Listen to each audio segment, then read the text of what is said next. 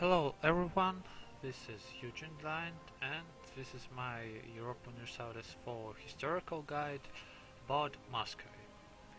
I think a lot of players would like to know there is Russia in the 1444 starting date. There is no huge country which is spread from Europe to Asia. There are just several kingdoms, not so huge, and none of them is called Russia. So in this guide I'll try to tell the prehistory of this region and exactly Moscow. So if we speak about Russia as a country, we can speak about it from the end of the 9th century. In this period the Duke Rurik were able to unite the tribes of today's northwest Russia and continued his conquest to the south, united most of the East Slavic tribes. His country was known as Kiev Rus, as Kiev was one of the main centers of this country. His son and all members of his dynasty continued to unite the bordering tribes, and soon they were able to rule a rather huge country. If it can be shown here, it is most of the territories of the Lithuania, most of the West Muscovy territories and main Novgorod territory, so it was rather huge and powerful. Its main rivals the nomad hordes from the east and the Byzantine Empire from the south. It was also far more powerful and big rather than just Constantinople in those times. But at the beginning of the 12th century this country was divided into several duchies. So it was Novgorod, Smolensk, Polotsk, Kiev, Chernigov, later such duchies as Galician and Volhynian, and so on. Vladimir, Suzdal, and other.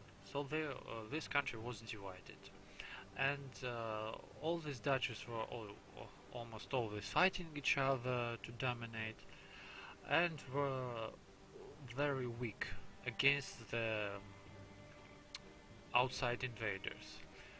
And such invaders came. In 1237 the grandson of Chinggis Khan, the Batu Khan, came with his hordes and conquered the east and central Russian lands, and at the same time Poland and Kingdom of Lithuania conquered the west Russian countries. Volyn, Galicia, Smolensk, Polotsk, Kiev, Chernigov, most of the Russian lands were conquered. Only Novgorod had some kind of independence in this time, but he had his own problems with Sweden and Holy Orders of the Baltic. So from this date starts the period of the Mongol domination under the Russian lands. But at the same time the centralization processes were started. Such duchies as Tver, Ryazan, and especially Moscow are starting to unite the Russian lands under the rulership. Moscow especially succeeds in this and soon became the most powerful Russian duchy. That's why in 1380 Moscow Duke Dmitry and the rest of the Russian lands tried to become independent from the Mongols. They were even able to beat them in battle on the River Don, but casualties were too high in this battle, so then the next Mongol Khan came. It was Tohtamish. Russian lands were not able to fight with him, so the Mongol domination continued. But nevertheless, Muscovy and Moscow Duchy became the center of the Russian lands, the center of the independence war, and that's why we see Muscovy on the territory of East Europe in 1444. There is no Russia, there is only Muscovy, and historically Russian lands became independent from the Mongols in 1480. So in this period Moscow still is a vassal of the Mongols.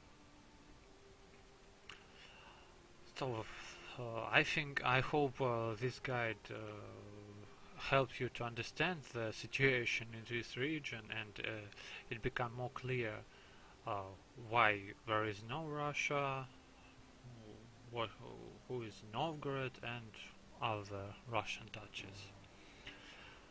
So I hope you like it, enjoy it, and soon I hope I will be able to provide you with some other historical guides. So thank you for your attention and see you soon.